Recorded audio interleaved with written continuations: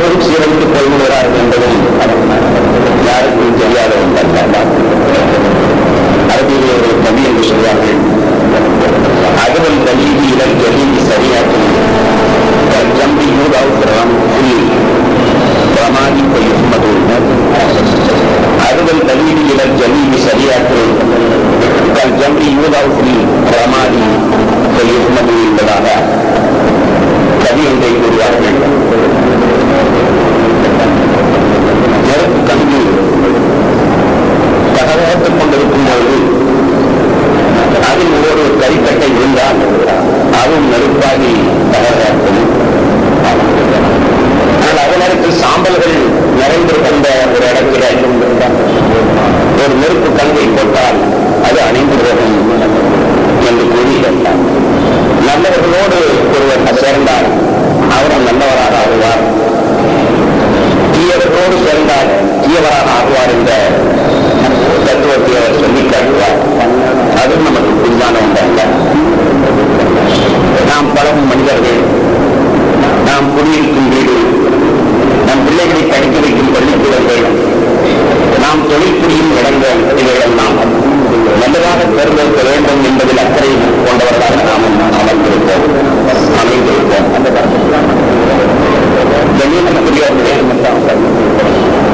ஆனால் நல்லவர்களோடு சேர்வதன் மூலமாக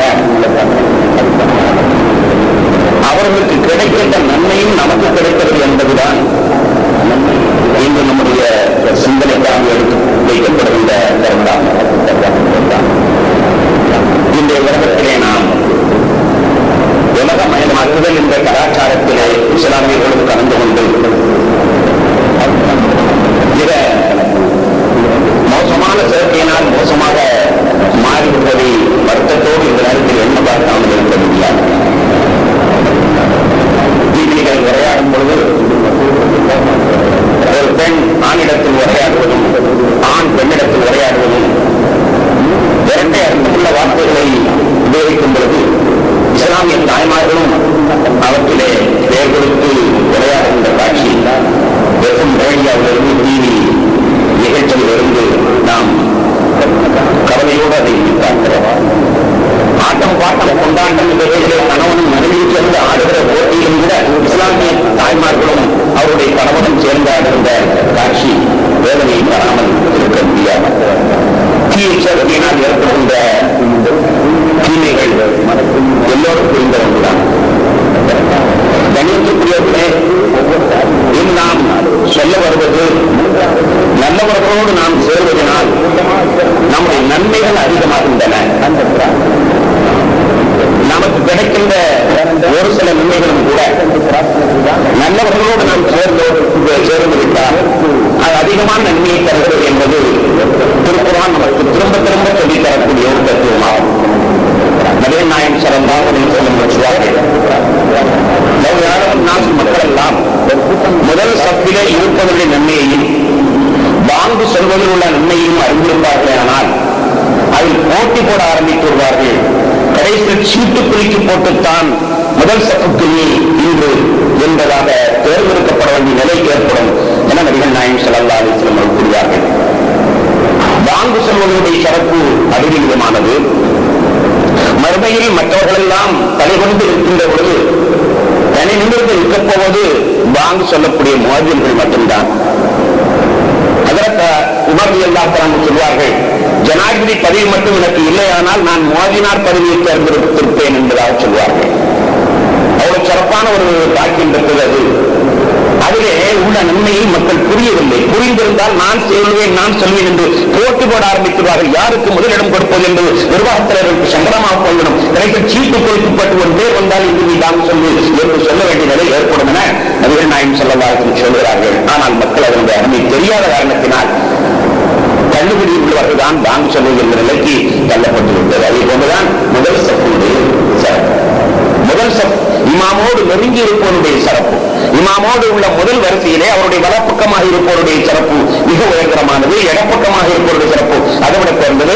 ஆக முதல் சப்பிலே நெருக்கமாக அமர்ந்திருப்பவருடைய சிறப்பை தெரிந்திருந்தால் சீட்டு குலுக்கி போட்டுத்தான் அதனுடைய பெயர்களை தேர்ந்தெடுக்கப்படும் என நபிகள் நாயகம் ஸல்லல்லாஹு அலைஹி வஸல்லம் சொல்வதிலிருந்தே எல்லாம் தொழுகிறார்கள், எல்லோருக்கும் தொழுகை நன்மை கிடைக்கிறது. ஆனால் நெருங்கி செல்பவருக்கு ஏராளமான நன்மை கிடைக்கிறது என்பதை, முதல் அணியிலே செல்பவருக்கு ஏராளமான நன்மை கிடைக்கிறது, நல்லாரோடு சகவாசத்தை அதிகமாக்கிக் கொள்பவருக்கு மிக அதிகமான நன்மை கிடைக்கிறது என்று பெருமானார் ஸல்லல்லாஹு அலைஹி வஸல்லம் அவர்கள் நமக்கு சொல்லிக் காட்டுகிறார். இமாம் சலாம் கொடுக்கின்ற பொழுது, அவர் வலப்பக்கத்திலே சலாம் கொடுக்கின்ற பொழுது அவருடைய கன்னம் வலப்பக்கத்தில் எல்லாருக்கும் தெரியுமாறு நன்கு திருப்பி சலாம் கொடுக்க வேண்டும். இடப்பக்கத்திலும் சலாம் கொடுக்கும்போது அவருடைய கண்ணம் இடப்பக்கத்தில் உள்ளவர்களுக்கெல்லாம் தெரியும் அளவிற்கு திருப்பி சலாம் கொடுக்க வேண்டும். ஏனென்றால் அல்லாஹ்வுடைய அரிசியிலிருந்து அவருக்கு கிடைக்கக்கூடிய அந்த ரஹ்மத், அந்த மொழி, அந்த தேஜஸ் அவருடைய கன்னத்தின் வழியாக யார் யாருக்கெல்லாம் அந்த கண்ணம் காட்டப்படுகிறதோ பக்கத்தில் இருப்பவருக்கெல்லாம் அந்த பரக்கத்து கிடைக்கிறது என்பதை வேறொரு சந்தர்ப்பத்திலே நபிகள் நாயகம் ஸல்லல்லாஹு அலைஹி வஸல்லம் சொல்லி காட்டுகிறார். கண்ணியத்திற்குரிய பெருமக்களே, பெருமானார் சொல்லுகிற ஒவ்வொரு சின்ன செய்திகளிலேயும் சாதாரணமாக கிடைக்கக்கூடிய நன்மை நல்லவர்களோடு சேர்வதனால் அதிகமாகிறது என்ற உண்மை மிக தெளிவாக எடுத்து வரப்படுகிறது. பெருமானார் சொன்னார்கள், ஒரு நாள் சொற்பொழிவாக்கிக் கொண்டிருந்த பெருமானார் சொற்பொழிவுடைய முடிவிலே சொன்னார்கள், 3 நபர்கள் இந்த மஜ்லிஸிற்கு வருகின்றார்கள். 3 நபர்கள் நான் உரையை ஆரம்பித்ததற்கு பின்னால் இந்த மஜ்லிஸுக்கு வருகின்றார்கள். அதில் ஒருவர் கூட்டமாக அதிகமாகிவிட்டது, கூட்டம் அதிகமாக இருக்கிறது என்பதற்காக திரும்பி போய்விட்டார். அல்லாஹ் அவரை விட்டு புறக்கணித்து விட்டார். இன்னொருவர் கூட்டம் அதிகமாக இருக்கிறது என்று அவர் ஓரத்திலே உட்கார்ந்தார். அல்லாஹ் அவரை ஓரத்தில் அமைத்துக் கொண்டான். இன்னொருவர் கூட்டத்தின் மத்தியில் கிடந்த இடைவெளியிலே வந்து உள்ளே அமர்ந்தார். அல்லாஹ் அவரை அரவணைத்துக் கொண்டான் என்று நபிகள் நாயகம் ஸல்லல்லாஹு அலைஹி வஸல்லம் சொல்கிறார். சாதாரணமாக ஒரு சொற்பொழிவை கேட்க வருகின்ற அந்த பொழுது கூட்டத்தோடு தன்னை இணைத்துக் கொள்கின்ற பொழுது அல்லாஹ்வுடைய அரவணைப்பு, அல்லாஹ் அரவணைத்துக் கொண்டான் என்றால் அதற்கு பிறகு அவருக்கு என்ன கவலை? ஆனால் ஓரம் சாரத்திலே உட்கார்ந்தவரை அல்லாஹ் ஓரத்திலேயே அமர வைத்து விட்டான். புறக்கணித்தவரை அல்லாஹ் புறக்கணித்து விட்டான். கண்மணி நாயகம் ஸல்லல்லாஹு அலைஹி வஸல்லம் சொல்கின்ற இந்த செய்தியும் கூட கூட்டத்தோடு கலப்பதினால் எவ்வளவு பெருமை ஏற்படுகிறது என்பதை நமக்கு விளக்க வல்லதாக அமைந்திருக்கிறது. கண்ணியத்திற்குரிய பெருமக்களே, பெருமானார் ஸல்லல்லாஹு அலைஹி வஸல்லம் அவர்கள் சொல்கின்ற ஒரு பொன்மொழி நமக்கெல்லாம் மிக அறிமுகமான ஒன்றுதான். அல்லாஹ் தஆலா மலக்குகளை பூமிக்கு அனுப்பி வைக்கிறார். என்னுடைய அடியார்களுடைய செயல்பாடுகள் எப்படி இருக்கின்றன என்று கண்காணித்து வாருங்கள் என்று இரவு நேரங்களிலே அல்லாஹ் மலக்குகளை அனுப்புகிறான்.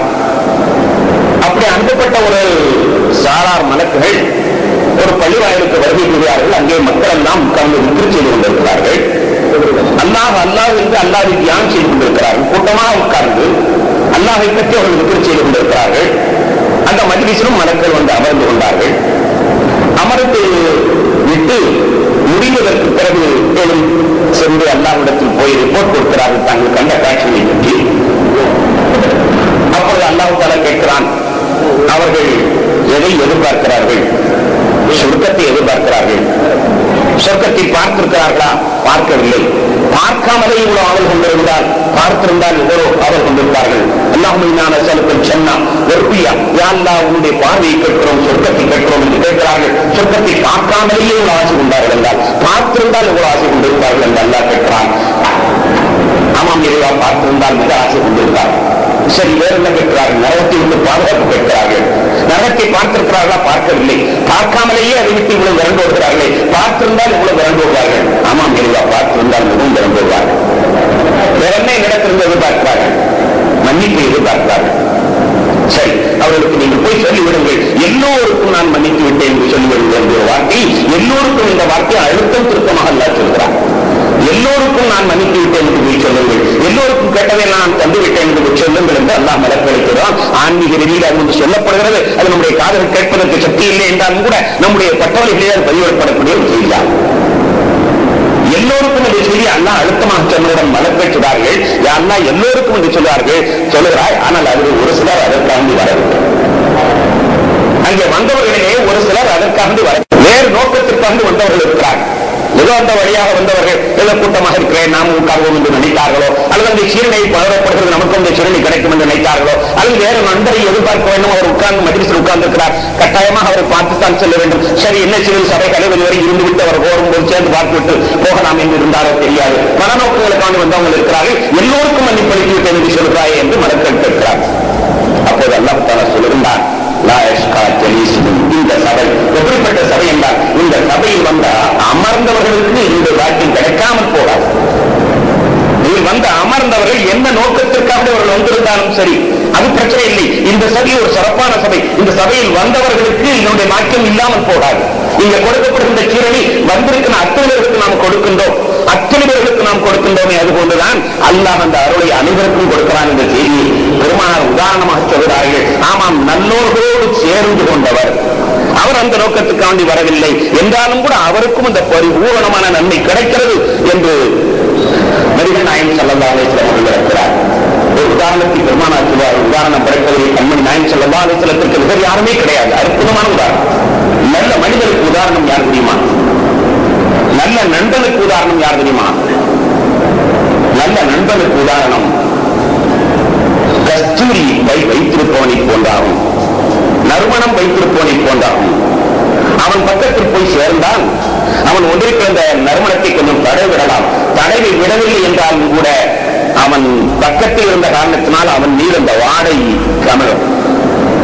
தீய மனிதனுக்கு உதாரணம் யார் தெரியுமா? கொல்லன் இருந்து கொல்லன் பக்கத்தில் போய் அமர்ந்திருப்பவனுக்கு உதாரணமாகும்.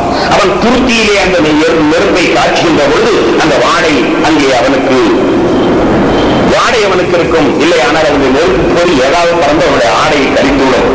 நெருப்பு பொறி பறந்து கரிக்கவில்லை என்றாலும் கூட அவனுக்கு அந்த வாடை துருவாடையாவது வரும் என நபிகள் நாயகம் ஸல்லல்லாஹு அலைஹி வஸல்லம் சொல்லி காட்டுகிறார்.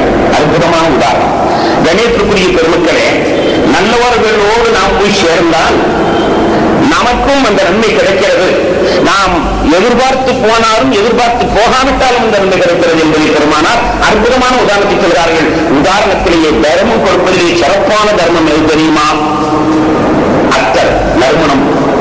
நறுமணம் நாம் பூசிக்கொண்டிருந்தால் மற்றவர்களுக்கு கொடுக்க நினைக்கவே இல்லை, ஆனால் தர்மம் போய்கொண்டே இருக்கிறது. நறுமணத்தை நாம் பூசி விடுகிறோம், ஆனால் நாம் பூசிவிட்டால் பக்கத்தில் இருப்பவனுக்கு நாம் கொடுக்க நினைக்கவில்லை.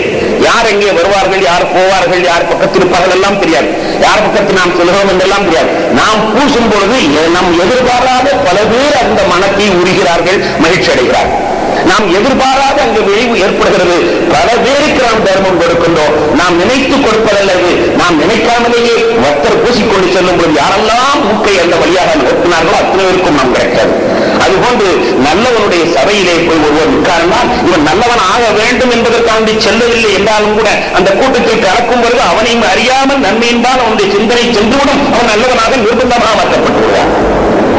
தீயவர்களோடு குழப்பவாதிகளோடு நாம் போய் சேர்கின்ற பொழுது நம்ம அதை சேர வேண்டும், அவரோடு ஒட்ட வேண்டும் என்ற எண்ணம் இல்லாவிட்டாலும் கூட நம்மையும் அறியாமல் அந்த துருவாடை நம்மிடத்தில் தொற்றிக்கொள்ளும், நிச்சயமாக கெடுவதற்கு அது வாய்ப்பாகிவிடுகிறது என்பதை பெருமானார் அற்புதமான உதாரணத்தை காட்டியிருக்கிறார்கள். நாம் நாடி செல்லவில்லை என்றாலும் நம்மை நன்மையின்பால் மானசீகமாக அறிவித்துவிடும். அவர் செல்வானே அன்பான பெருமக்களே, இதோ இந்த ஜமாத்திலே சேருபவர்களுக்கு 207 மடங்கு நன்மை.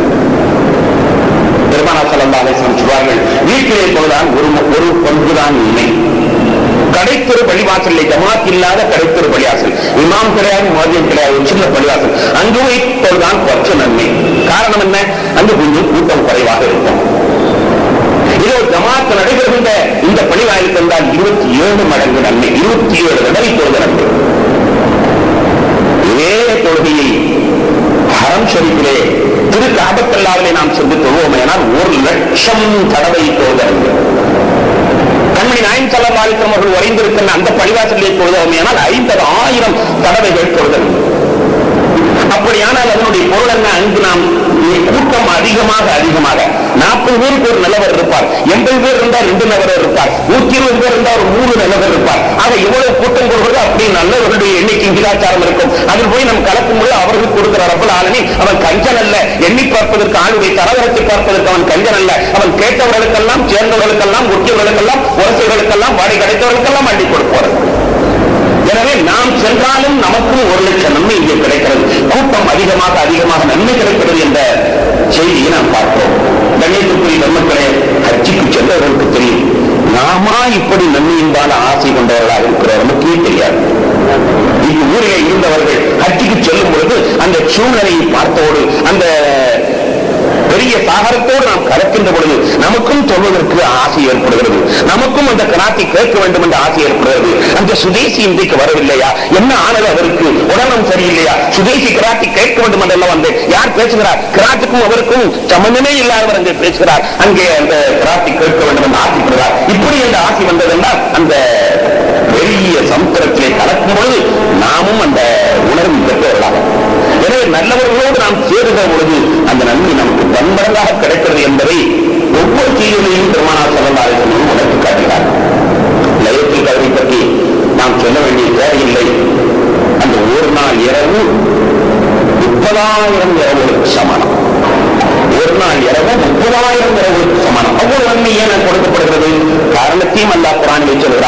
இன்று நம்மோடு மலக்களும் சேர்ந்தார். மலக்குகள் வந்து சேருகிற காரணத்தினால் அந்த மலக்களுடைய அந்த பெரும் வாக்கியத்தினால் அங்கே வந்து அத்தனை பேர்களையும் மலக்காக கருதப்படுகிறார். மலக்குகளுக்கு கொடுக்கக்கூடிய அந்த பாக்கியத்தை அல்ல இந்த மனிதர்கள் ஒவ்வொருவருக்குமே கொடுக்கிறார். எனவே ஒவ்வொருவருக்கும் 30,000 மடங்கு கிடப்பதனுடைய காரணம் மலக்குகளோடு சர்வாசம் கொண்ட காரணத்தினால்.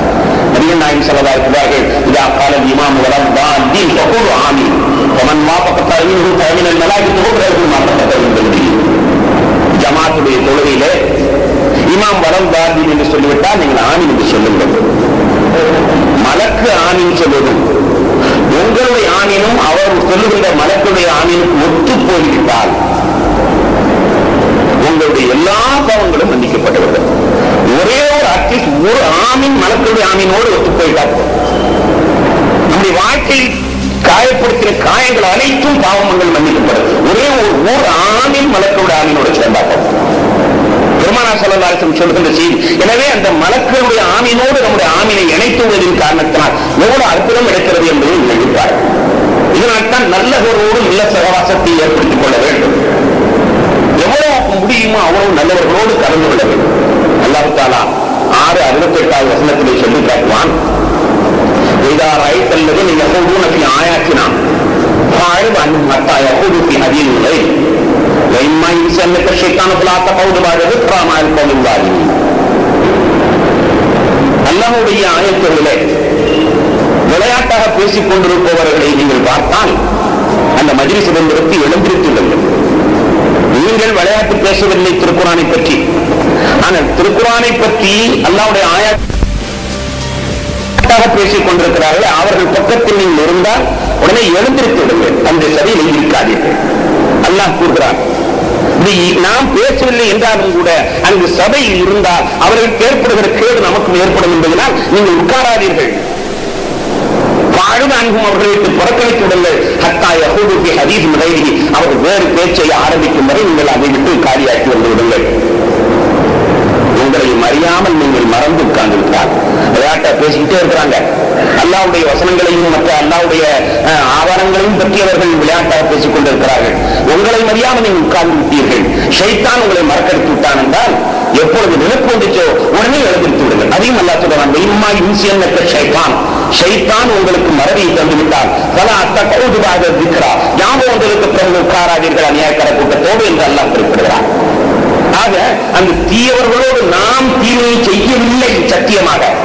சத்தியமாக நாம் தீமையை செய்யவில்லை என்றாலும் கூட அவர்களோடு உட்கார்ந்தாலேயே அது ஒரு பெரிய கேடு, அது பெரிய அநியாயம் என்ற காரணத்தினால் எழுந்திருத்து விடுங்கள் என்பதாக அல்லாஹ் தஆலா ஆணையிடுகிற அந்த செய்தி நமக்கு தெரிகிறது. எனவே அன்பான பெருமக்களே, நல்லவர்களோடு நாம் சேர்வதன் காரணமாக நமக்கு நன்மைகள் அதிகமாக்கி தரப்படுகின்றது என்பதை ஹதீஸ்கள் நமக்கு சொல்லி காட்டுகின்றன, ஆயத்தோடு சொல்லி காட்டுகின்றன. கண்ணியத்திற்குரிய பெருமக்களே, அது மட்டுமல்ல, நல்லவர்களை பிரியப்பட்டாலும் கூட அவர்களோடு நாம் இல்லையே என்று எண்ணினாலும் கூட அவர்களுக்கு கொடுக்கிற நன்மை நமக்கு தருகிறான் என்பது அல்லாஹ்வுடைய பெருந்தன்மைக்கு பெரிய எடுத்துக்காட்டு. நல்லவர்களோடு சேரும் பொழுது மற்றவர்களுக்கு கொடுக்கின்ற நன்மையை எல்லோருக்கும் கொடுக்கிறான் என்பது அல்லாஹ்வுடைய பெருந்தன்மை என்றால் அதைவிட பெருந்தன்மை நல்லவர்களை நாம் நேசிக்கிறோம். அவர்கள் போன்று நம்மால் செய்ய முடியவில்லை என்று ஆதங்கம் கொள்கிறோம். அவர்களை நேசிப்பதின் பொருட்டினால் அவர்களுக்கு என்ன கொடுக்கிறானோ அதையே நமக்கும் தருகிறான் என்ற செய்தி அல்லாஹ்வுடைய மிகப்பெரிய பெருந்தன்மைக்கு எடுத்துக்காட்டார். கண்ணியத்திற்குரிய பெருமக்களே, ஹஜ்ரத் அபூ தர் கிஃபாரி ரலியல்லாஹு அன்ஹு அவர்கள் நபிகள் நாயகம் ஸல்லல்லாஹு அலைஹி வஸல்லம் இடத்தில் கேட்டார்கள். அபூதாவுதிலே பதியப்பட்ட இந்த ஹதீஸ், யா ரசூலல்லாஹ், ஒரு மனிதன் ஒரு சிலரை பிரியப்படுகிறார். ஆனால் அவர்கள் அமல் செய்த அளவு இவன் அமல் செய்யவில்லை. ஒரு சிலர்களை பிரியப்படுகிறான், அவர்கள் அமல் செய்த அளவு இவன் அமல் செய்யவில்லை. அப்படியானால் அவன் கதி என்ன என்று கேட்கிறார்கள் அபூ தர் கிஃபாரி. ஒரு சிலரை ஒரு மனிதன் பிரியப்படுகிறான், ஆனால் அந்த சிலர் அமல் செய்த அளவு தான் அமல் செய்யவில்லை. இவன் நிலை என்ன என்று கேட்கிறார்கள். அவர் கேட்பது உள்நோக்கம் என்னவென்றால் பெருமானார் ஸல்லல்லாஹு அலைஹி வஸல்லம் மனதில் வைத்து கேட்கிறார். நபிகள் நாயகம் ஸல்லல்லாஹு அலைஹி வஸல்லம் நான் பிரியப்படுகிறேன், ரசூலுல்லாஹ்வுடைய அளவுக்கு நான் நன்மை செய்யவில்லை, அப்படினால் எங்கள் என்ன என்பதை அவர் கேட்கிறார்கள். ஆனால் கேட்ட வார்த்தை என்ன தெரியுமா? ஒரு சிலரை அவன் பிரியப்படுகிறான், அவர்கள் அளவுக்கு இவன் அமல் செய்யவில்லை, அவன் கதி என்ன? அந்த அபா தர் மாமன் அஹ்பப்த. நபிகள் நாயகம் ஸல்லல்லாஹு அலைஹி வஸல்லம் அபூ தர்ரே,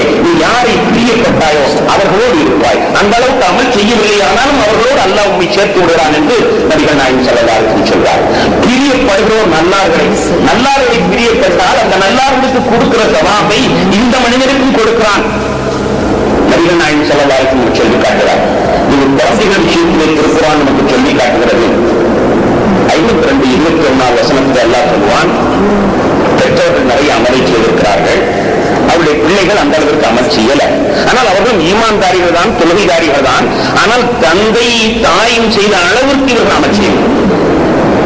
இந்த நிலையிலே இருவரும் சொர்க்கத்திற்கு செல்வார்களே. ஆனால் அல்லாஹ் தஆலா அந்த பெற்றவர்கள் செய்த அமலின் பரக்கத்தினால் பிள்ளைகளையும் அதே அளவிற்கு கொண்டு வந்து சேர்த்து விடுகிறான். பிள்ளைகள் அமலிலே குறைந்தவர்கள், பெற்றோர்கள் அளவிற்கு ஈடாக செய்யவில்லை என்றாலும் கூட அந்த பிள்ளைகள் அந்த பெற்றோர்கள் பிள்ளைகளாக இருந்த பரக்கத்தினால் அவர்களையும் அல்லாஹ் கொண்டு வந்து பெற்றோர்களோடு அழைத்து விடுகிறான். நல்லவர்களை பிரியப்பட்டவர்களுக்கும் அந்த நன்மை கிடைக்கிறது என்ற ஒரு அற்புதமான செய்திக்கு உதாரணமாக இந்த செய்தி அல்லாஹ் சொல்கிறான். 52-21 வசனத்திலே, வல்லதீன ஆமனு, ஈமான் கொண்டவர்கள், வத்தபஅத்துஹும் ذُرِّيَّتُهُمْ, அவருடைய சந்ததிகளும் அவர்களை ஈமானுடன் பின்பற்றினார்கள் என்றால், அல்ஹக்னா பிஹிம் ذُرِّيَّتَهُمْ, அவருடைய சந்ததிகளை அவர்களுக்கு ஈக்குவலாக நாம் ஆக்கி விடுகின்றோம், அவர்களுக்கு சமமாக நாம் ஆக்கி விடுகிறோம் என்பதாக சொல்லி காட்டுகிறார். கண்ணியத்திற்குரியவர்களே, இந்த அறிவு முக்கியத்துவம் கொடுக்கப்படக்கூடிய காலம். அப்படியானால் அறிவு கேள்வி கேட்பார்கள். அப்படியானால் ஒருத்தர் அமைச்ச வேண்டியதில்லை, நல்லவங்களை பிரியப்பட்டு கேட்டா போதும், அமைச்சவனா தேவையில்லை, நல்லவரோட உட்கார்ந்தா போதும், அமைச்சவனா தேவையில்லையா என்பதாக அறிவு கேள்விகள். அறிவு கேள்வி கேட்டா என்ன செய்ய? ஹதீஸ் இருக்குன்னு சொன்ன பிறகு அல்லாஹ் கொடுக்கிறாங்கன்னா நீ அதை போய் கிண்டல் பண்ற? ஹதீஸும் ஆயத்தும் இருக்கிறது என்று சொல்றது. உன் அறிவு இல்லை என்று சொன்னால் அதை கொண்டு குப்பை போடு, உடப்பிலே போடு. நல்லவரோடு சேர்ந்ததெல்லாம் நான் தருகிறேன் என்று சொல்றான். அவன் தருவதை தடுப்பதற்கு நமக்கு யாருக்கு அதிகாரம் இருக்கிறது? நல்லவர்களை முயற்சித்தான் உங்களுக்கு தருகிறேன் என்று சொல்கிறார். அதை தடுப்பதற்கு நமக்கு என்ன அதிகாரம் இருக்கிறது? கணியத்துக்குரிய பிரமத்தில் அறிவு என்ன சொல்லும்? அமல் செய்ய வேணாமா, இப்படி போய் அமர்ந்துட்டா போதுமா என்று சொல்லும். அந்த அறிவுடைய கேள்வியெல்லாம் நாம் சிந்திக்க வேண்டிய தேவையில்லை. தெளிவாக நமக்கு சொல்லப்படுகிறது, நல்லவர்களோடு இணைந்தால் நம்முடைய தரஜாக்கள் உயர்கிறது, நல்லவர்களை நேசித்தால் நமக்கு அத்தகைய பாக்கியம் கிடைக்கிறது. பெருமானார் பல செய்திகளை கூறார்கள். முன்காலத்தில் நடந்த ஒரு வரலாறு, முன்காலத்தில் நடந்த ஒரு வரலாறு. ஒரு மனிதன் 99 கொலைகளை செய்துவிட்டார். அதற்கு பிறகு அவனுக்கு மனமாற்றம், ஆகா நாம் செய்த இதிலிருந்து மோட்சம் பெற வேண்டும், திருந்த வேண்டும், என்ன சொல்வது என்று யோசிக்கிறான். யோசித்த அவன் ஒரு வணக்கசாலி இடத்துல போய், சாதாரண ஒரு வணக்கசாலியிட்ட போய் இந்த மாதிரி எனக்கு ஒரு மன்னிப்பு உண்டா என்று கேட்கிறார். அந்த வணக்கசாலிக்கிறார், அது முழு பிடிச்சவன என் பக்கத்தில் இருக்காதா, உன் வீட்டு என்ன ஒட்டிக்கிற போது ஓடுறா என்று ஒரு விரட்டுகிறார். உன்னுடைய பாவம் என்னை சுற்றிக் கொள்ளும், நீ ஓடுபடி என் பக்கத்தில் இருக்காதே என்று விரட்டுகிறார். அவனுக்கு கோபம் திருந்தலான்னு நினைச்சு வந்தான். கடைசியில அவனை வெறுப்படைய அந்த ஆட்சியோடனே அந்த ஆளையும் போட்டுட்டான். 11 அற்றபடி 99 சேர்த்து 100 ஆகிவிட்டார். ஆக்கினாலும் கூட அவருடைய மனதிலே வேட்கை, நாம் திருந்த வேண்டுமே என்ன செய்வது, திருந்த வேண்டுமே என்ன செய்வது. அப்போது ஒரு சிலரிடத்தில் கேட்கிறார். அப்போது சொல்கிறார்கள், இந்த மலையிலே சிலர் கடல் யோகங்கள் இருக்கிறார், நன்கு வணக்கசாலிகள், புரிந்த வணக்கசாலிகள் இருக்கிறார், அங்கு நீ போ, அங்க போனா உனக்கு மன்னிப்பு கிடைக்கும். பெருமானார் இந்த செய்தியை சொல்கின்ற பொழுது தெளிவாக சொல்றார்கள், அந்த மலைக்கு செல், உனக்கு மன்னிப்பு கிடைக்கும் என்று சொன்னார்கள். உடனே அவன் அந்த மலையை நோக்கி புறப்பட்டான். புறப்படுகிற வழியிலே அவனுக்கு மரணம் மௌத்தாகிவிட்டான். போய் சேரவில்லை, பாதி வழியிலே அவன் மௌத்து வந்துவிட்டது. மௌத்தானவுடன் அவனை என்ன செய்வது? அவன் திருந்தியவனாக கருதுவதா, திருந்தாதவனாக கருதுவதா? மலக்குகள் திணறுகிறார்கள், அல்லாஹ்விடத்தில் சென்றார்கள். அல்லாஹ் சொன்னான், அவன் கடந்து வந்த தூரம், அந்த இறைநேசர்கள் அமர்ந்திருக்கின்ற தூரத்தை நெருங்கிவிட்டால் அவனுக்கு மன்னித்ததாக கணக்கில் எழுதுங்கள். அவன் பெருவாரியான தூரத்தை கடந்து விட்டால் மன்னித்ததாக கணக்கில் எழுதுங்கள். பெருவாரியான தூரத்தை கடக்கவில்லை ஆனால் அவன் மன்னிக்கப்படாதவனாக கணக்கில் எழுதுங்கள் என்று அல்லாஹ் மலக்கு சொல்லி விடுகிறான். அல்லாஹ்வுக்கு அனைத்தும் தெரியும் என்று அவன் சொல்லி விடுகிறான். மலக்கள் வந்து பார்க்கிறார்கள், சரியா போர்வட்டமான நடுப்பக்கத்தில் கிடக்கிறான். அங்கேயும் இல்லை, இங்கேயும் இல்லை. மலக்கள் திரும்ப ஓடுகிறார்கள், யாருலா சரியா நடு சென்ட்ரல் இருக்கிறான், அங்கேயும் போட முடியல, இங்கே போட முடியும். அப்ப அல்லாஹ் சொன்னா, முகம் இங்கே நோக்கி இருக்கிறார், முகம் இங்கே நோக்கி இருக்கிற நேரத்துல ஆகா நாம போய் சந்திக்கலாம் நினைச்சோமே, சந்திக்க முடியாம போச்சேன்னு அந்த ஏக்கத்தில் முகத்தை திருப்பி இருக்கிறான். அந்த முகம் எங்கே நோக்கி இருக்கிறது பாருங்கள். அவன் திரும்பும் திசை நல்ல ஒரு திசையாக இருந்தால் மன்னித்து விட்டதாக எழுதுங்கள் என்று அல்லாஹ் சொல்கிறார். வந்து பார்த்தால் அவருடைய முகம் அந்த மலையை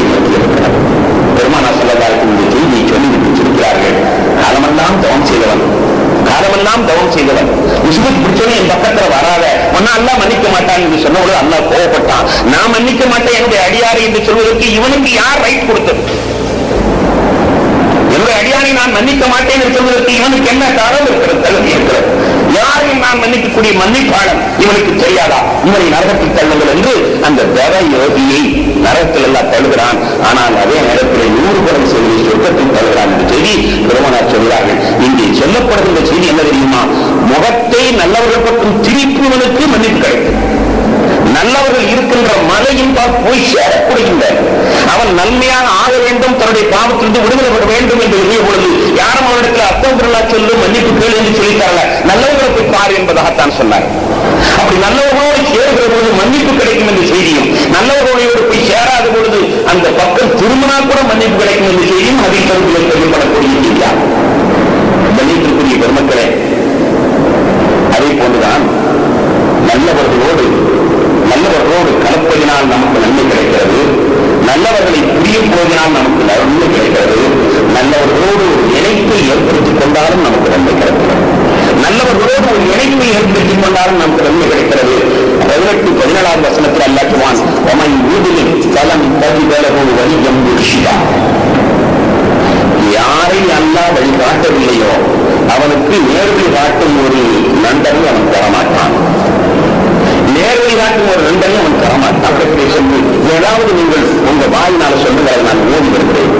லா இலாஹ இல்லல்லாஹ் என்று ஊர்களை ஓதுவாப்பா, அஸ்தக்ஃபிருல்லாஹ் என்று ஒரு ஊர்களை தமிழ் ஜமாத்திலே அடிக்கடி சொல்வார்கள். ஒவ்வொரு நாளும் நீங்கள் அஸ்தக்ஃபிருல்லாஹ் என்று 100 தடவை ஓதுங்கள், ஒரு ஸலவாத்தின் 100 தடவை ஓதுங்கள். லா இலாஹ இல்லல்லாஹ் என்று யாராவது பெரிய மனிதர்களோடு அவர்கள் சொல்கிற செய்தியை கேட்டு நாம் அமைச்சிடுவோமே, ஆனால் அந்த பெரிய மனிதர்களுடைய சவாலே நமக்கு பொருள் கிடைக்கும். நல்லவர்களுடைய சவாசம் மட்டுமல்ல, நல்லவர்களுடைய பிரியப்படுவது மட்டுமல்ல, நல்லவருடைய தொடர்பும் நமக்கு நன்மை அதிகப்படுத்தி தருகிறது என்பதை இந்த வசனம் நமக்கு சொல்லி காட்டக்கூடியதாக அமைந்திருக்கிறது. கண்ணியத்திற்குரிய பெருமக்களே, காசி மௌலானா என்று ஷாமிய தனிக்காக ஒரு பெரிய நாடா இருந்தார்கள், ஒவ்வாத்தாகிவிட்டார்கள், மக்காவை சார்ந்தவர்கள். அவர் ஒரு சமயத்திலே பேசும்பொழுது சொல்வார்கள், ஒவ்வொரு வருடமும் நான் ஹஜ்ஜி செய்கிறேன், மக்காவாக இருக்கிறேன். ஒவ்வொரு வருடமும் நான் ஹஜ்ஜி செய்கிறேன். ஹஜ்ஜி செய்யும் பொழுதெல்லாம் அரபாத் மைதானத்தில் நான் இருக்கும் போதெல்லாம் யாரெல்லாம் யார் யாருக்கெல்லாம் நான் லா இலாஹ இல்லல்லாஹ் ஓது சொல்லனோ அத்தனை பேருக்கு மன்னிப்பளிப்பாக நான் துஆ செய்வேன் ஒவ்வொரு வருஷத்திலையும் அரபாத் மைதானத்தில் என்று சொல்வார். யார் யாரெல்லாம் என்னிடத்தில் உத்தரவுக்கு லா இலாஹ இல்லல்லாஹ் சொல்லி வருகிறார்களோ, யார் யாரெல்லாம் என்னுடைய சகவாசத்தை கொண்டு நான் சொன்னதை சொல்லி வருகிறார்களோ அவர்களுக்கும் மன்னிப்பளிப்பாயாக என்று ஒரு அரபாத் மைதானத்தில் நான் கேட்பேன் என்பதாக அந்த பெரியவர் சொன்னதை இங்கு நான் நினைத்து பார்க்கிறேன். நாவாக்கோடு நாம் தொடர்பு கொள்ளும்போது அவர்கள் தங்களுக்காண்டு கேட்கும் போதெல்லாம் தன்னோடு சம்பந்தப்பட்ட அத்தனை பேர்களும் கிடைக்கிறார்கள். இவனுக்கு சம்பந்தம் இல்லாத இவனுக்கு அந்த பெரியாருக்கு கொடுக்கப்பட்ட நன்மை எல்லாம் கிடைக்கிறது என்றால் அது எவ்வளவு பெரிய பாக்கியம் தெரியுமா? கணியத்திற்குரியவர்களே, அல்லாஹ் தஆலா தொழுகையை ஒரு இமாமோடு சம்பந்தப்படுத்திக் கொள்ளுங்கள் என்று ஜமாத்தை காட்டினான். தொழுகை எல்லா இபாதத்திலும் உயர்ந்தது. தொழுகை என்பது எல்லா இபாதத்துகளையும் உயர்ந்தது. எல்லா இபாதத்துகளும் உயர்ந்த அந்த தொழுகையை ஒரு இமாமோடு சம்பந்தப்படுத்திக் கொள்ளுங்கள், 27 மடங்கு நன்மை தருகிறேன் என்று சொல்கிறார் என்றால், அப்படியானால் அதைவிட சாதாரணமான திக்கிரிகளை அந்த ஒரு இமாமோடு ஒரு பெரியவரோடு தொடர்படுத்திக் கொள்வோமே, ஆனால் நன்மை கிடைக்காது என்று எப்படி சொல்ல முடியும்? தொழுகை என்பது இபாதத்துகளில் முக்கியமான தொழுகை இபாதத். அந்த இபாதத்தையே ஒரு இமாமோடு தொடர்பு கொள்கின்ற பொழுது உனக்கு இத்துணை நன்மை கிடைக்கிறது, 27 மடங்கு நன்மை. தொழுகையே அடுத்தவரோடு சம்பந்தப்படுத்திக் கொள்ளுங்கள். அவர் தொழும் போது நீங்கள் சேர்த்து தொழுங்கள். அவர் குனியும் போது நீங்கள் குனியுங்கள், அவர் நிமிரும் போது நீங்கள் நிமிருங்கள், அவர் அல்ஹம்துலில்லாஹ் சொல்லும் போது நீங்கள் பின்னால் ஊழியாக தேடுங்கள் என்று அவர்களோடு இணைக்கும் பொழுது நமக்கு நன்மை பெரியார்கள் என்றால், தொழுகைக்கு கீழ் நிலையில் உள்ள சாதாரண தியானங்கள், சாதாரண ராத்திகள், சாதாரண அவுராதுகள் மற்றவர்களோடு கலந்து அவர்களிடத்தில் அவர்களை வழிகாட்டியாக கொண்டு பெறும் பொழுது எவ்வளவு சிறப்பை நாம் பெற்று வருகிறோம். கணியத்திற்குள்ளவர்களே, நல்லவர்களோடு சேர்ந்தால் நல்லவராக ஆகலாம், தீவர்களோடு சேர்ந்தால் தீவிரம் ஆகலாம் என்பதற்கு திருக்குர்ஆன் பல கட்டளைகளிலே உதாரணங்கள் சொல்லி காட்டுகிறது. அதில் ஒரு உதாரணம் சையதுனா மூசா அலைஹிஸ்ஸலாத்து வஸ்ஸலாம் அவர்கள். மூசா அலைஹிஸ்ஸலாத்து வஸ்ஸலாம் அவர்கள் ஃபிரௌனுடைய மகனாக வளர்க்கப்பட்டார்கள். கற்று எடுத்துக்கொண்டான், நதியிலே கிடந்த குழந்தையை எடுத்து தன்னுடைய மகனாக வளர்க்கிறார். ஃபிரௌனுடன் மூசா அலைஹிஸ்ஸலாம் சகவாசம் கொண்ட காரணத்தினால் என்ன ஆனது? முரட்டுத்தனமாக ஒரு ஆளை குத்த கொலைதான் நிகழ்வு. ஃபிரௌனுடைய சகவாசத்தில் இருந்த காரணத்தினால் அவர்கள் முரட்டு வாலிபனாக ஆனார்கள். கடைசியில் ஒரு குத்து விட்டு அநியாயமாக ஒரு கொலை குற்றத்திற்கு அவர்கள் ஆளாகிவிட்டார். ஆனால் என்று ஷுஐப் அலைஹிஸ்ஸலாம் என்பதோடு சம்பந்தப்பட்டார்களோ அன்று அவர்களை அல்லாஹ் கூப்பிடுகிறார், மூசாவே வா, உன்னோடு பேச வேண்டும். யா மூசா இன்னியானல்லாஹ். மூசா அலைஹிஸ்ஸலாத்துடைய வார்த்தை ரெண்டு பகுதியா, ரெண்டு சாப்டராக பிரித்து குர்ஆனில் அல்லாஹ் சொல்கிறார். ஃபிரௌனுடைய மகனாக வாழ்ந்த பொழுது அது அவரை குற்றத்தின் பால் தான் போய் சேர்த்தது, கொலை குற்ற பாவியாக ஆக்கியது. ஷுஐப் என்ற ஒரு நபியோடு அவர் சவாசம் கொண்ட பொழுது அவரை அல்லாஹ் கூப்பிடுறான், வாப்பா நான் பேசணும் கொண்டுட்டான். அவர் கூட சொல்றார்கள், யாருலா ஃபிரௌன்கிட்ட நான் தெளிவா பேச முடியாது, ஃபிரௌன்கிட்ட தெளிவா பேச முடியாது, ஹாரூன் என்னுடைய சகோதரர், அவரையும் அனுப்புங்க. அந்த ஹாரூன் போய் தெளிவா பேசுவார், ஹாரூன் போய் தெளிவா பேசுவார். எனவே என்னால் பேச இயலாது, ஹாரூனை எனக்கு துணையாக அனுப்புங்கள் என்று கேட்டபோது அல்லாஹ் சொன்னான், ஃபிரௌன் வேண்டாம், ஹாரூன் பேசட்டும், ஆனா என்கிட்ட பேசுறது நீதான் வரும், என்கிட்ட பேசுறது நீதான் வரணும் என்று அந்த மூசா அலைஹிஸ்ஸலாத்தை அல்லாஹ் தேர்ந்தெடுத்தான். திரும்ப திரும்ப அவர்களிடத்தில் அல்லாஹ் பேசி மகிழ்ந்தான், அவர்களும் அல்லாஹ்விடத்தில் பேசி மகிழ்ந்தார்கள் என்ற வரலாறு சொல்கிறது. ஷுஐப் என்ற ஒரு நல்ல நாளவோடு தொடர்பு கொண்ட காரணத்தினால் மூசா அலைஹிஸ்ஸலாம் இவ்வளவு பெரிய சிறப்பப்பட்டார். அவர் நபிதான் என்றால் கூட வேறொரு நபியுடைய தொடர்பு அவர்களுக்கு இவ்வளவு பெரிய உயர்வை கொடுத்தது என்று திருக்குர்ஆனிலே அல்லாஹ் தஆலா அந்த வரலாற்றை சொல்லி காட்டுகிறார். கணிப்புக்குரிய பெருமக்களே, நான் ஆரம்பத்தில் வாசித்த வரலாற்றை மிக தெளிவாக சொல்கிறார். யா அய்யுஹல்லதீன ஆமனூ, ஈமான் கொண்டவர்களே, இத்தகுல்லாஹ், அல்லாஹ்வை அஞ்சிக் கொள்ளுங்கள்.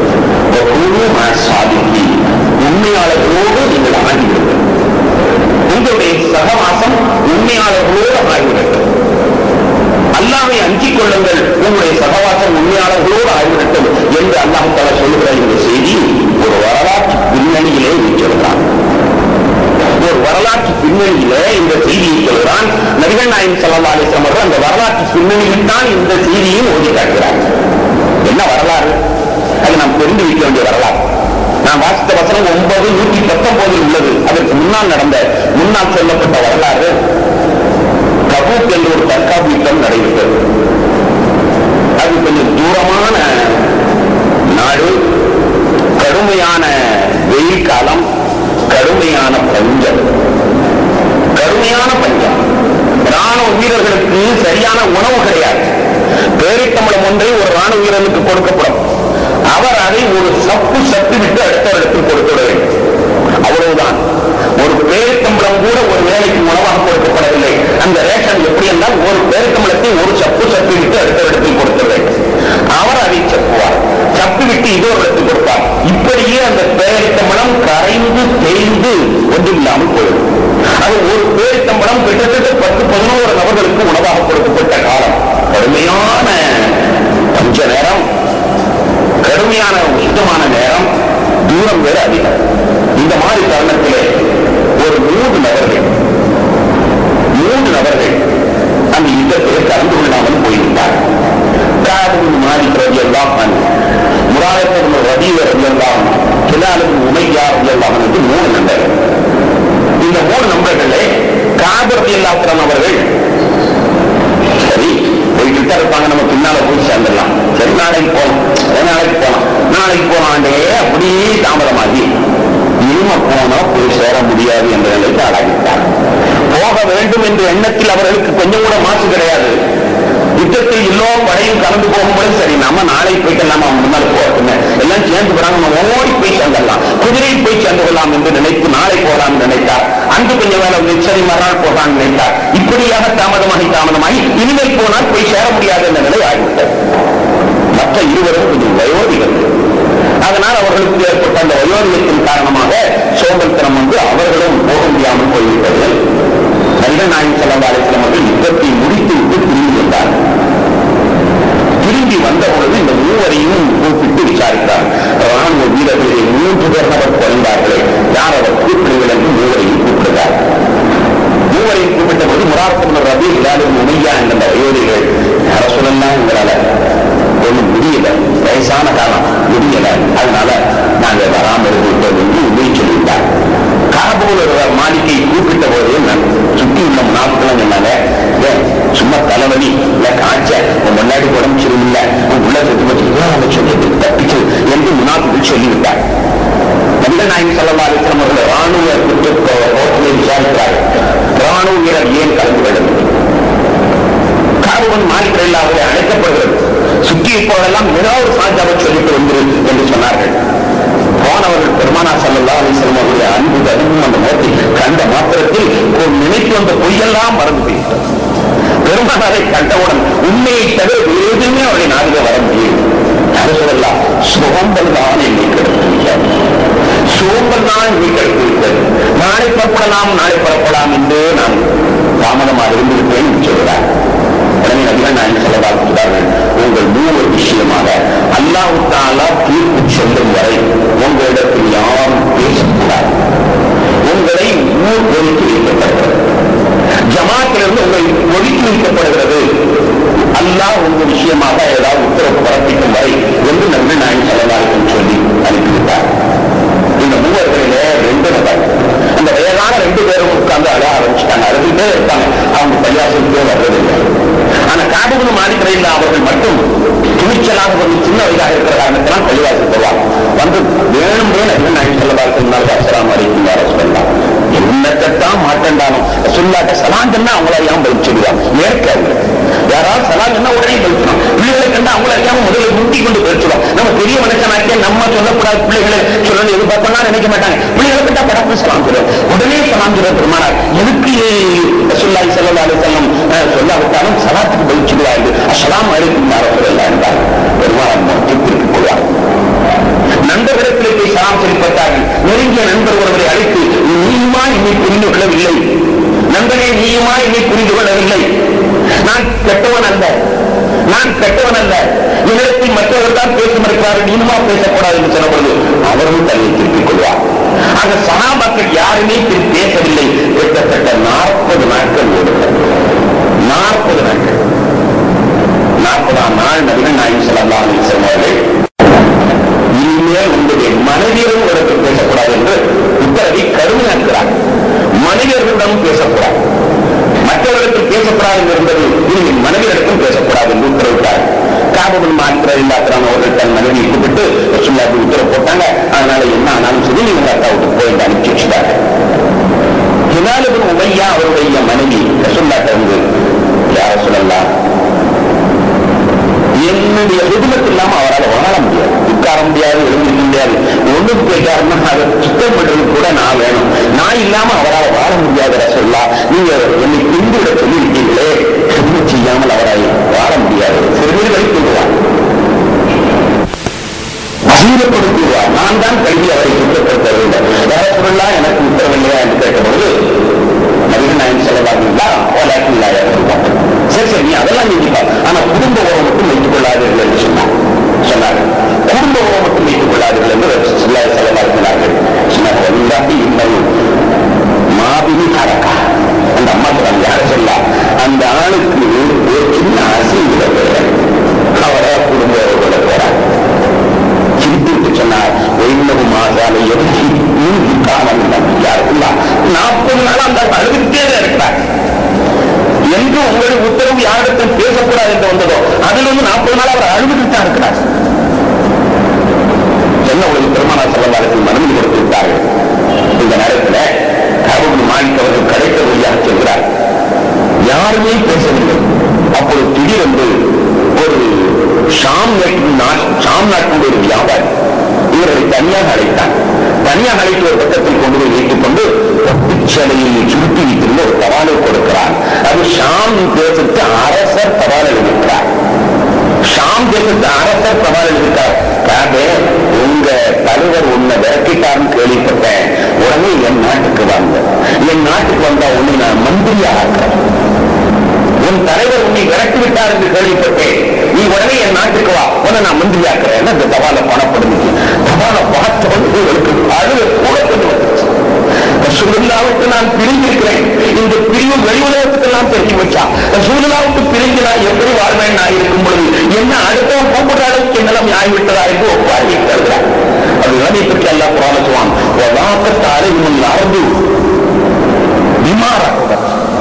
பூமி விசாலமாக இருந்தும் அவர்களுக்கு நெருக்கடியா மாறிடுச்சு. என்ன நினைச்சாங்க, இப்படியே நம்ம நிலைமை இருந்தா நம்ம மூத்தான ரசூலுல்லாஹ் நம்முடைய ஜனாசாவை தொழுவிக்க மாட்டாங்க, நம்ம மூத்தாயிட்டா மூமின்கள் நம்முடைய ஜனாசாவுக்கு வர மாட்டாங்க, நம்ம மூத்தாயிட்டா மூமினுடைய கபரிஸ்தான்ல கூட நம்மளை அடக்கப்படாது, நம்ம நிலைமை என்ன போயிட்டு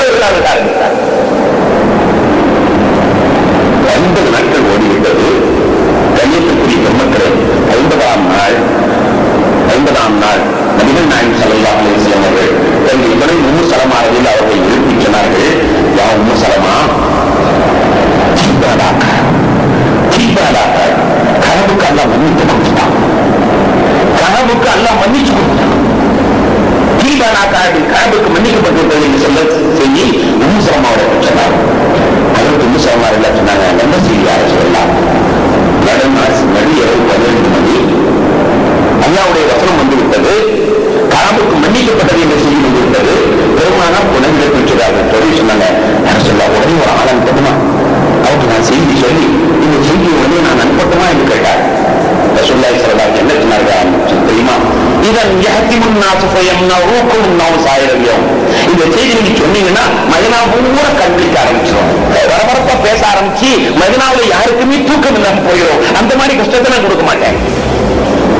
இந்த செய்தி சொல்லப்பட்டால் 50 நாட்களாக திரிசங்கு நிலையிலே விடப்பட்ட இவர்களை அல்லாஹ் மன்னிச்சுட்டான். அந்த செய்தி சொல்லப்பட்டா எல்லாரும் பரபரப்பா போய் அவர் நன்மையை விசாரிக்க ஆரம்பிப்பார்கள். ஊரும் முடிச்சுக்கிறோம், எல்லாரும் முடிச்சிருவாங்க. தூக்கம் கெட்டு போய்விடும். என் நண்பர்களுடைய தூக்கம் கெட்டு போய் நான் விரும்ப மாட்டேன். எனவே நடுவில் செய்ய யாருக்கும் இந்த செய்தி சொல்ல வேண்டாம், நானாக காலையில் சுகுகளை சொல்லுகிறேன் என்று சொல்ல ஒரு செய்தி, அந்த செய்தி மக்களை கலக்குவது இருக்குமானால் அந்த ராத்திரி நேரத்தில் சொல்லி அவர்களுக்கு புத்தகத்தை உண்டாக்கக்கூடாது. காலையில் சுகுகளை சொல்றார்கள். சுகுலை சொன்ன உடனே ஒருத்தர் ஓட்டமா ஓடி போய் மலையில வீட்டுக்கு போனா கூட நேரமாயிரும் இருக்காங்க, மலையில போய் நின்றுட்டு கத்துறாரு, காதே அல்லாஹ் உன்னை மன்னித்து விட்டான். இந்த சத்தம் தூக்கிக் கொண்டது அவர் காலை உரைக்கிறது. உடனே அவருக்கு சந்தோஷம் தாக்க முடியும், ஓடி வருகிறார். இந்த மலையிலே சத்தம் போட்டவருக்கு தன்னுடைய ஆடையை கலத்தி கொடுக்கிறார். இந்த வேற ஒண்ணும் இல்லை அன்பளிப்பு தருவதற்கு. எனக்கு இன்னொரு செய்தியை சொல்லி நினைச்சா என்னை கருதுவதை யாரும் நடக்க மாட்டாங்க நினைச்சுக்கிட்டு எனக்கு இஸ்லாத்தில் ஒருவனாக கருதப்பட்டதை சஹாபாக்களில் எனக்கும் அல்லாஹ் மன்னிப்பு கொடுக்கிறார் என்று சந்தோஷப்பட்டு ஆடையை கலத்தி கொடுத்தார். நபிகள் நாயகம் ஸல்லல்லாஹு அலைஹி வஸல்லம் இடத்தில் வந்தபோது பெருமானார் ஸல்லல்லாஹு அலைஹி வஸல்லம் அவர்கள் மிகவும் சந்தோஷமாக அவர்களை பார்த்து ரசூலுல்லாஹி ஸல்லல்லாஹு அலைஹி வஸல்லம் அவர்களை பார்த்து சொன்னார்கள், அபிஷேகியாக்காக உன் தாய் உன்னை பிடித்ததிலிருந்து இது மாதிரி ஒரு நிகழ்ச்சியான நாள் உன் வாழ்க்கையில் இல்லை. உன் தாய் உன்னை பெற்றதிலிருந்து இது மாதிரி ஒரு மகிழ்ச்சியான நாள் உன் வாழ்க்கையிலே இல்லை என்று சொல்லிவிட்டு நபிகள் நாயகம் ஸல்லல்லாஹு அலைஹி வஸல்லம் இந்த வசனத்தை ஓடி காட்டுகிறார். இந்த வசனத்தை ஓடி காட்டுகிறார்கள்.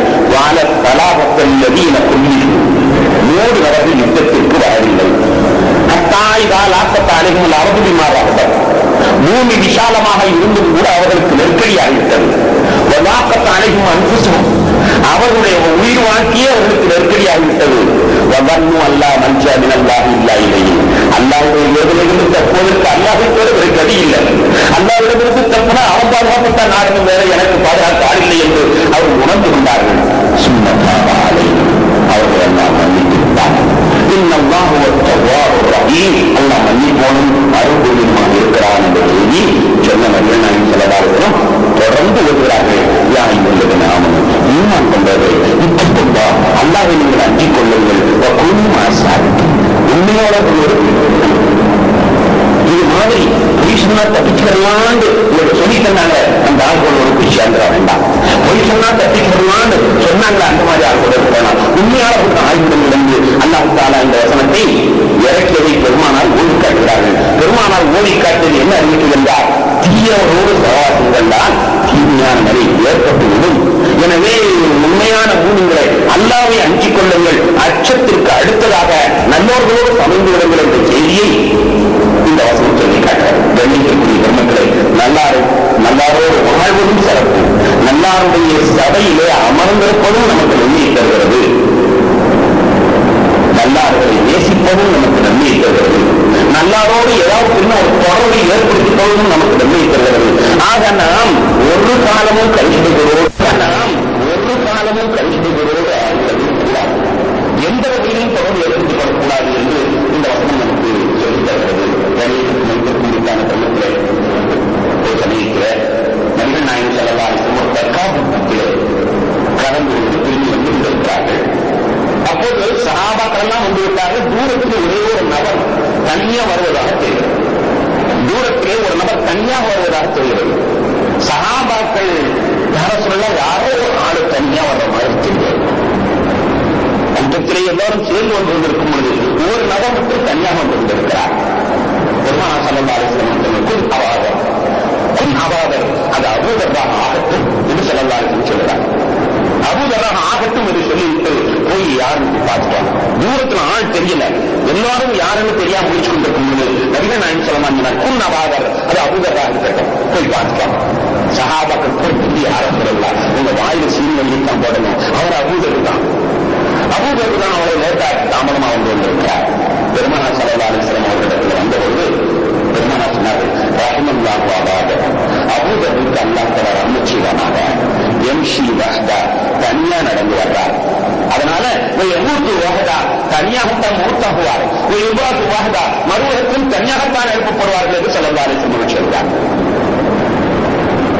கூட்டத்திலே வந்தவர் கூட்டத்தை விட்டு ஒதுங்கி வந்த காரணத்தினால், தப்பு செய்தல கண்டா செய்தல, கூட்டத்தை விட்டு ஒதுங்கின காரணத்தினால், பிற்பட்ட காரணத்தினால், நல்லவரோடு சகவாசம் கொள்ளாத காரணத்தினால், தனியாக வந்த காரணத்தினால் பெருமானார் அவரை பார்க்கிறார். ரஹ்மல்லாஹு அபூதர், அபூதருக்கு அல்லாஹ் ரஹ்மத் செய்வானாக. யம்ஷி வஹதஹு, தனியாக நடந்து வருகிறார். யமூத்து வஹதா, தனியாகத்தான் மூத்தாகுவார். யுபாத்து வஹதா, தனியாகத்தான் மறுவருக்கு எழுப்பப்படுவார் என்று ஸல்லல்லாஹு அலைஹி வஸல்லம் சொல்லிவிட்டார்கள். என்ன ஆனது? ஒரு நாள் ஹஜ்ரத் அப்துல்லாஹ் இப்னு மஸ்ஊத் ரலியல்லாஹு அன்ஹு காட்டு வழியாக ஒரு தக்காப்பு பிரயாணத்திற்கு திரும்பி வந்து கொண்டிருக்கிறார்கள். அங்கு மனைவிலே எழுதப்பட்டிருக்கிறது, ஹாதா சாஹிபு ரசூலுல்லாஹ் அபூதர் இருக்கிறார். அங்கு ஒருவர் வஃபாத்தாகி கிடக்கிறார். அங்கே ஒருவர் வஃபாத்தாகி கிடக்கிறார்.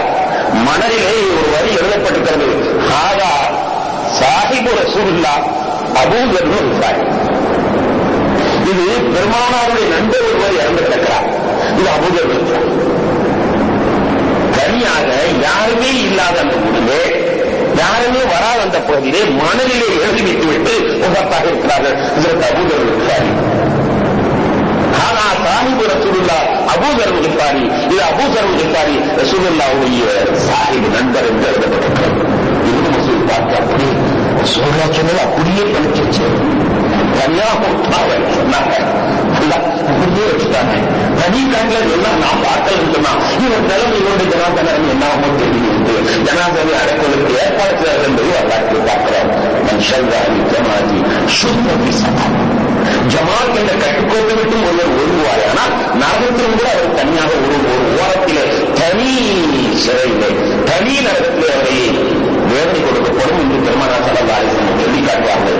அதுபோன்று அந்த நல்லவர்களுடைய சபையிலிருந்து கொஞ்சம் ஒதுங்குற காரணத்தினால் நபியினுடைய தோழராக இருந்தும் கூட அப்படி ஒரு பாதிப்பை பெருமானார் ஸல்லல்லாஹு அலைஹி வஸல்லம் அவர்கள் அனுபவிப்பார் என்று முன்னிறுத்தி செய்து அப்படியே நடந்திருக்கிறது என்றால் மறுவலகத்திலும் தனியாக இருக்கப்படுவார். கண்ணியத்திற்குரிய பெருமக்களே, அப்படியானால் நல்லவர்களுடைய சகவாசத்தை நாம் மிகவும் அதிகமாக மேற்கொள்ள பயன்பட்டிருக்கிறோம். வீடு நாம் தேர்ந்தெடுப்பதாக இருந்தாலும் கூட நன்மை ஏரியா சொல்லுவார்,